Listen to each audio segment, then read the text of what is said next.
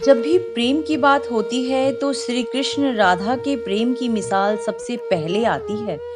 राधा श्री कृष्ण के प्रेम को जीवात्मा और परमात्मा का मिलन कहा जाता है। राधा श्री कृष्ण के बचपन का प्यार थी। श्री कृष्ण जब 8 साल के थे तब दोनों ने प्रेम की अनुभूति की। राधा श्री कृष्ण के दैवीय गुणों से परिचित थी। उन्होंने जिंदगी भर अपने मन में प्रेम की स्मृतियों को बनाए रखा। यही उनके रिश्ते की सबसे बड़ी खूबसूरती है। कहा जाता है कि श्री कृष्ण को केवल 2 ही चीजें सबसे ज्यादा प्रिय थीं। ये दोनों चीजें भी आपस में एक दूसरे से गहराई से जुड़ी हुई थीं, बांसुरी और उनकी प्रिय राधा। कृष्ण की बांसुरी की धुन ही थी जिससे राधा श्री कृष्ण की तरफ खींची चली गई। राधा की वजह से श्री कृष्ण बांसुरी को हमेशा अपने पास ही रखते थे। भले ही श्री कृष्ण और राधा का मिलन नहीं हो सका, लेकिन उनकी बांसुरी उन्हें हमेशा एक सूत्र में बांधी रही। वैसे तो राधा से जुड़े कई अलग अलग विवरण मौजूद हैं, लेकिन आज हम आपको कुछ नया बताने वाले हैं। भगवान श्री कृष्ण से राधा पहली बार तब अलग हुई जब मामा कंस ने बलराम और कृष्ण को आमंत्रित किया। वृंदावन के लोग यह खबर सुनते ही दुखी हो गए। मथुरा जाने से पहले श्री कृष्ण राधा से मिले थे। राधा कृष्ण के मन में चल रही गतिविधियों को जानती थी। राधा को अलविदा कह कृष्ण उनसे दूर चले गए। कृष्ण राधा से ये वादा करके गए थे कि वो वापस जरूर आएंगे, लेकिन कृष्ण राधा के पास वापस कभी नहीं आए। कृष्ण के वृंदावन छोड़ने के बाद से ही राधा का वर्णन बहुत कम हो गया। राधा और कृष्ण जब आखिरी बार मिले थे तो राधा ने कृष्ण से कहा था कि भले ही वो उनसे दूर जा रहे हैं, लेकिन मन से कृष्ण हमेशा उनके साथ ही रहेंगे।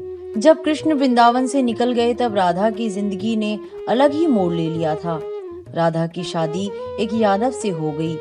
राधा ने अपने दाम्पत्य जीवन की सारी रस्में निभाई और बूढ़ी हुई, लेकिन उनका मन तब भी श्री कृष्ण के लिए पूर्णतः समर्पित था। राधा ने पत्नी के तौर पर अपने सारे कर्तव्य पूरे किए। दूसरी तरफ श्री कृष्ण ने अपने दैवीय कर्तव्य निभाए। सारे कर्तव्यों से मुक्त होने के बाद राधा आखिरी बार अपने प्रियतम श्री कृष्ण से मिलने गईं। जब वह द्वारका पहुंची तो उन्होंने कृष्ण के रुक्मणी और सत्यभामा से विवाह के बारे में सुना, लेकिन वह दुखी नहीं हुई। जब कृष्ण ने राधा को देखा तो बहुत प्रसन्न हुए। दोनों संकेतों की भाषा में एक दूसरे से काफी देर तक बातें करते रहे, लेकिन महल में राधा श्री कृष्ण के साथ पहले की तरह अपना जुड़ाव महसूस नहीं कर पा रही थी। इसीलिए राधा ने महल से दूर जाना तय किया। उन्होंने सोचा कि वह दूर जाकर दोबारा श्री कृष्ण के साथ गहरा आत्मीय संबंध स्थापित कर पाएंगी। उन्हें नहीं पता था कि वे कहाँ जा रही हैं, लेकिन भगवान श्री कृष्ण जानते थे। धीरे धीरे समय बीता और राधा बिल्कुल अकेली और कमजोर हो गईं। उस वक्त उन्हें भगवान श्री कृष्ण की आवश्यकता पड़ी। आखिरी समय में भगवान श्री कृष्ण उनके सामने आ गए।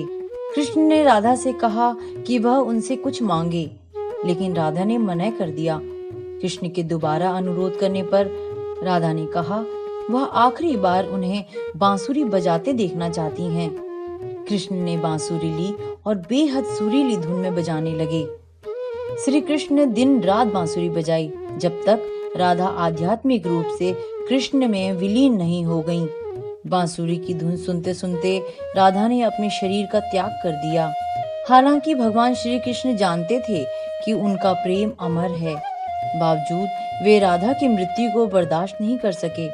कृष्ण ने प्रेम के प्रतीकात्मक अंत के रूप में बांसुरी तोड़कर झाड़ी में फेंक दी। उसके बाद से ही श्री कृष्ण ने जीवन भर बांसुरी या कोई अन्य वाद्य यंत्र नहीं बजाया। कहा जाता है कि जब द्वापर युग में नारायण ने श्री कृष्ण का जन्म लिया था, तब माँ लक्ष्मी ने राधा रानी के रूप में जन्म लिया था, ताकि मृत्यु लोक में भी वे उनके साथ रह सकें। तो ऐसी थी राधा और कृष्ण की प्रेम कहानी। अगर आपको ये वीडियो पसंद आया है तो चैनल को लाइक और सब्सक्राइब करें, और हाँ, वीडियो को शेयर करना बिल्कुल ना भूलें।